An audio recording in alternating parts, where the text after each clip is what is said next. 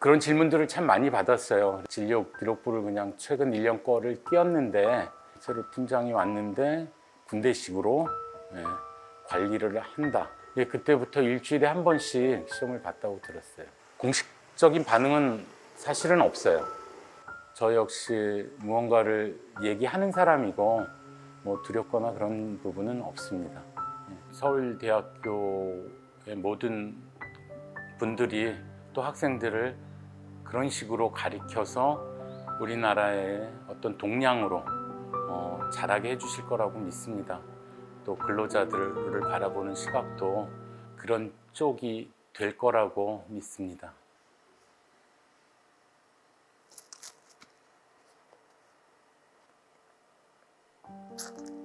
올해가 저희 결혼 30주년이었어요. 많은 부분이 제가 부족한 부분이 너무 많았고 막내를 위해서도 내가 씩씩하게 견디면서 지낼게라는 얘기밖에 할 게 없네요. 당일날 이제 아내랑 같이 출근을 했어요. 토요일이라 이제 우리 아내는 4시간만 이제 근무를 하거든요. 저는 12시에 퇴근이죠. 그래서 저도 이 서울대학교에서 근무하기 때문에 저는 제가 근무하는 곳으로 갔고, 저는 당연히 아내가 퇴근하고 집으로 갔을 줄 알았어요. 근데 밤 10시까지 이제 엄마가 안 들어오니까 막내가 연락을 해왔죠. 엄마가 안 들어왔다.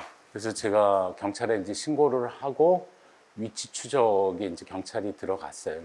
경찰이 밤 11시에 이제 위치 추적 통해서 밑에 925동 기숙사 휴게실에서 운명하셨다고 연락을 받았어요. 제가 이제 뭐 마음이 많이 무너졌죠. 와서 이제 마지막 모습도 보고 그렇게 이제 하늘나라로 간 거를 확인을 했죠.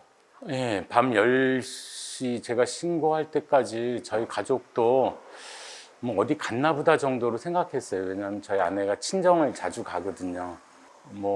휴대폰에 배터리가 없나 보다 이 정도로만 생각을 했죠. 그래서 전화도 안 받는구나. 그런 질문들을 참 많이 받았어요. 그래서 제가 의료보험공단에서 진료 기록부를 그냥 최근 1년 거를 띄었는데 지금의 상황과는 관계된 부분들은 없고 그냥 안과나 또 이제 미화하시는 분들은 다 똑같지만 이제 손목 저림이나 이제 무릎이 저쪽이 이제 엘리베이터 없다 보니까 계속 무거운 걸 들고 오르락내리락 하니까 무릎 이제 이 아파서 그런 진료 기록만 있더라고요. 저희 같은 경우에는 이제 NGO 생활을 좀 오래 했어요. 해외에서. 그러면 NGO로 한국에 들어오거나 나갈 때 굉장히 이제 본부 단체에서 정밀 검사를 받게 하거든요. 그래서 굉장히 이제 건강했었죠. 저는 2018년 10월부터 일했어요. 그리고 저희 아내는 2019년 11월부터 일을 했고요. 그러니까 저희가 NGO가 끝나고 한국에 귀국한 게 2017년 귀국했어요. 저는 2017년 9월 달에 귀국해서 자격증을 몇 개 따고 여기 이제 공채로 시험을 보고 들어왔고, 저희 아내도 마찬가지로 제가 근무한 지 한 1년 뒤에 공채로 시험을 봐서 합격을 해서 이쪽에서 근무를 하게 됐습니다. 저희 아내는 자녀라고 아마 많이 생각했던 것 같아요. 제 아내는. 그래서 많은 관심을 가지고 일을 했었다고 저는 들었어요. 퇴근하고도 비가 올 것 같으면 이 기숙사 담당 조교, 학생 조교한테 문자를 보내서 곧 비가 올 것 같으니까 그쪽 문을 좀 닫아달라고 할 정도로 각별한 이제 신경을 많이 썼던 것 같습니다. 노동 강도에 대해서는 저도 사실은 몰라요. 제가 같이 출근을 했지만 그거는 아마 같이 근무했던 같은 동료들이 잘할 거라고 생각을 합니다. 하지만 분명한 것은 코로나 이후에 이 기숙사가 배달 음식들이 늘었고 또 그런 것들로 인해서 무척 많은 쓰레기가 나온 거는 저는 사실이라고 생각하거든요. 예전에 비하면 당연히 많아졌겠죠, 업무량이. 그런 얘기를 하더라고요. 새로 팀장이 왔는데 군대식으로 관리를 한다. 그런 부분에 있어서 많이 화가 있더라고요. 사실 부부지만 각자의 어떤 직장 생활을 다는 알 수 없잖아요. 그래서 제가 그런 얘기를 들었을 때는 우리 아내가 이 관리자가 바뀌어서 앞으로 많이 힘들겠다라는 생각은 했던 건 사실입니다. 지난 6월 1일부터 관리자가 바뀌었다고 들었습니다. 그때부터 일주일에 한 번씩 시험을 봤다고 들었어요. 저희 아내 유품을 가지러 갈 때까지는 사실 잘 몰랐어요. 아주 자세히는 몰랐어요. 유품을 가지러 갔는데 동료가 너무 억울해하면서 이런 일들이 있었다. 이런 일들을 우리는 아직 그런 상황에 노출이 돼 있고 언니도 이 일을 그냥 넘기기를 원치 않았을 거다. 왜냐하면 저희 아내가 그런 그 관리자의 말도 안 되는 이야기들을 당신들이 제초 작업을 하기 싫으면 임금을 빼서 외주를 주겠다라든가 회의석상에서 그런 이야기를 했을 때 저희 아내가 바로 지금 협박하시는 겁니까?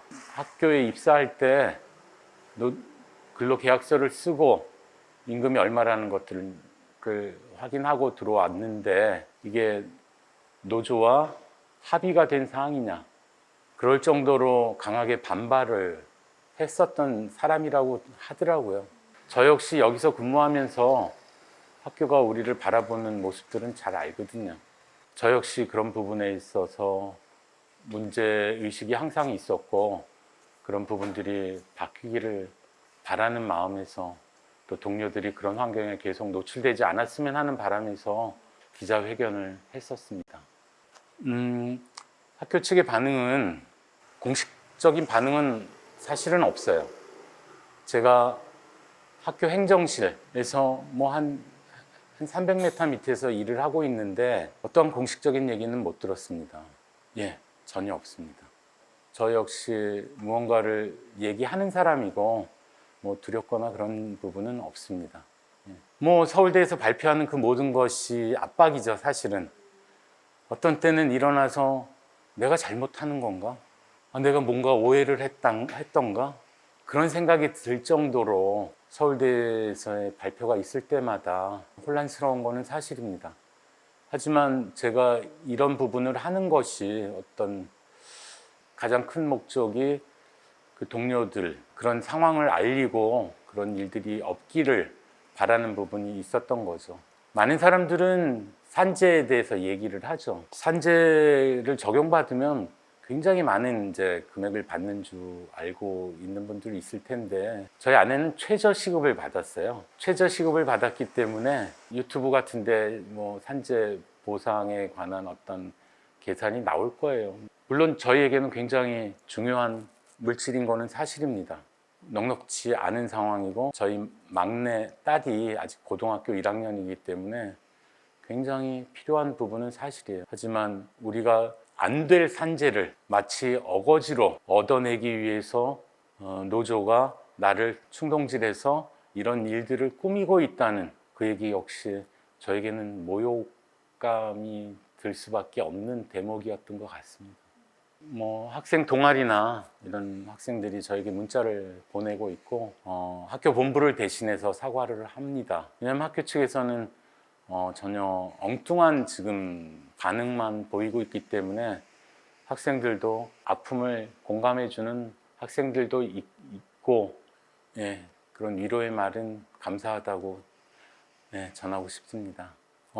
아무래도 학교라는 어떤 조직이기 때문에 저에게 미안하다는 사과의 말을 하는 순간 많은 부분 이제 문제가 봉착이 되겠죠. 하지만 저는 그것보다도 사실은 그냥 와서 표명이라도 좀 해줬으면 하는 바람, 그리고 이런 일들이 다시는 없었으면 하는 그런 바람이 있습니다.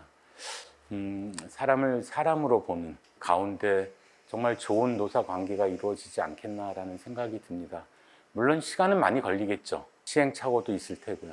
하지만 정말 온전한 노사 관계가 그런 가운데에서 이루어졌을 때 정말 우리나라의 선도적인 대학교가 될 수 있지 않을까. 여러 부분에서 다들 존경하는, 자랑스러워하는 그런 대학교가 됐으면 하는 게 제 바람입니다. 여러 가지 문제가 있죠. 근데 그거는 어떤 지역적인 문제고 가장 근본적인 원인은 우리를 인격체로 봐달라는 거예요.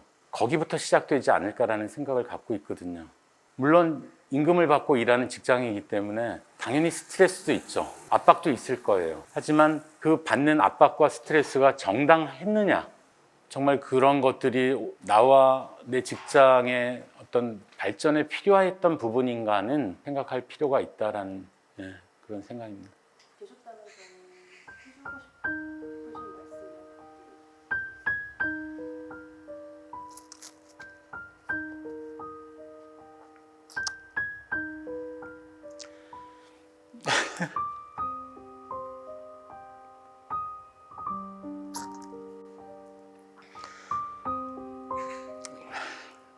올해가 저희 결혼 30주년이었어요. 11월 달에. 그때 우리 가족 모두가 같이 기념을 하기로 했었는데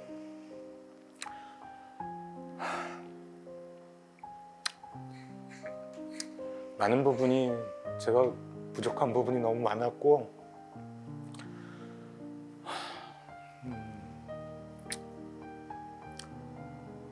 막내를 위해서도 내가 씩씩하게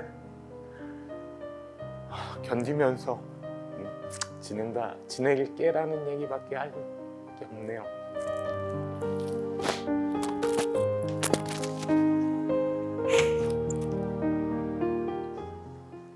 마음이 아프냐?